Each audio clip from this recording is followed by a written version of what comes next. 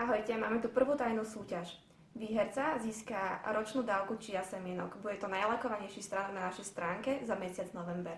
Máme tu pri sebe Ivanu Kelamenovú, ktorá nám povie viac o chia semienkach. No, tak ahojte. Chia semiačka je to v podstate rastlina Šalvia hispanica, ktorá rastie v Južnej Amerike. Dovážame ju v podstate ako sypanú, ktorú v podstate naši zákazníci používajú či už do nápojov alebo do pečených rôznych produktov. A tým, že sme založili vlastne túto značku Chia Power, tak dávame ju do všetkého, do cookiesiek, do čipsov, do tyčiniek, do džemu. Takže vlastne išli sme tým smerom, že všetky naše výrobky budú s čiou. Takže vaša výhra bude ročná zásoba chia semiačok, čiže to budú také tie 150-kové krabice. Vyrátali sme to, že by vám to malo výjsť, takže sa budem tešiť. Ukážem vám taký jednoduchý recept možno, ako sa zarába takýto čiový nápoj, takže úplne jednoducho sa dá 1,5 lyžičky do vody a sa to zamieša. Ináč dobré je použiť možno citrón, to sa volá potom, že chia freša, taký nápoj osviežujúci. Vlastne treba počkať len nejakých 10 minút, chia semiačka tak nabopnajú a už sa to dá potom len vypiť. Čiže tá lyžička a pol je to vyrátané, takže na ten rok pre jednu osobu by určite mala tá zásoba vystačiť. Takisto sa to dá veľmi dobre využiť do jogurtov. Máme taký recept, tiež bol na stránke taký kokosový puding. Neviem, či ste to tam postrehli. Tak vlastne chia sa zamieša do kokosového mlieka a tiež sa to nechá len napúčať a vznikne tam tá konzistencia ako keby pudingu. Takže. Dobre, tak asi počkáme 10 minút a ochutnáme to. Zatiaľ nám ešte môžete povedať, aké tu máte výrobky. Máme tu aj vedľa seba.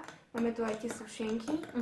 Máme tu aj semienka, ale počula som, že máte aj nejakú novú kašu. Hej, takže toto sú také naše stálice, čo sme mali v podstate minulý rok sme začali vyrábať, to sú tieto chia cookiesky. To, čo je také vyslovene výhodou u nich, je, že je to v podstate ručná práca, čiže je to ručný výrobok, neobsahujú cukry, žiadne konzervanty ani umelé látky, je to sladené rýžovým sirupom. Máme ich v 3 príchutiach. Potom sú to čipsy, tak toto je tiež super, lebo sú v podstate vegánske, bez gluténu, čiže aj pre bezlepkáčov, lebo je to vlastne vyrobené z hrachovej múky. Máme repové, konopné a bazálkové. Všade sú chia semiačka. A čo je nové, tak je výborná táto kaša. Je to v podstate ovsená kaša, je instantná, čiže dá sa to len zarobiť vlastne s mliekom alebo s vodou. Máme aj čokoládovú, škoricovú a kokosovú. A má veľmi dobrý obsah bielkovín a sacharidov, čiže začali to používať aj športovci pred cvičením alebo na raňajky.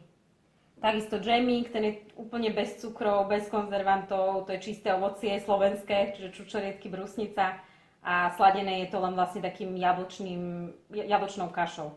Takže to je tiež veľmi dobré. A slané tyčinky, chichinky, tie už možno aj veľa ľudí pozná. Tie sú tiež ručná práca, takže je to narezané ručne v pekárni takej bio, čiže tiež to je bez konzervantov a len so zdravými prísadami. A kde si môžu naši diváci čiu kúpiť? Takže čiu máme na našom e-shope, keby niekto sa mu nechcelo ísť do obchodu, ale v podstate sme v 170 obchodov na Slovensku. Také hlavné časť ľudia poznajú, alebo čo tak rezonuje, tak to jeme potraviny. A vo Fresh Markete. Takže tých obchodov je skutočne dosť, aby ste si to vedeli napriamo kúpiť a potom na našej stránke www.chia.sk. Dobre, ďakujeme. My počkáme tých 10 minút a ochutnáme. A zatiaľ prajem výhercovi, aby si to užil a vlastne aby mu chia chutila. Sme počkali teda 10 minút a pozrieme sa, ako to vyzerá. No takže chia sa nám takto pekne obalila a vytvorila tu taký, ako to povedať, no takú hustejšiu konzistenciu. Ešte keby sme nehali to dlhšie, tak z toho bude úplná taká želatina. Takže dám vám teda ochutnať, ďakujem. Aby ste si dali veľa vlákniny, omega-3 mastných kyselín a vlastne prírodných antioxidantov, ktoré chia prirodzene obsahuje. Ďakujem. Na zdravie.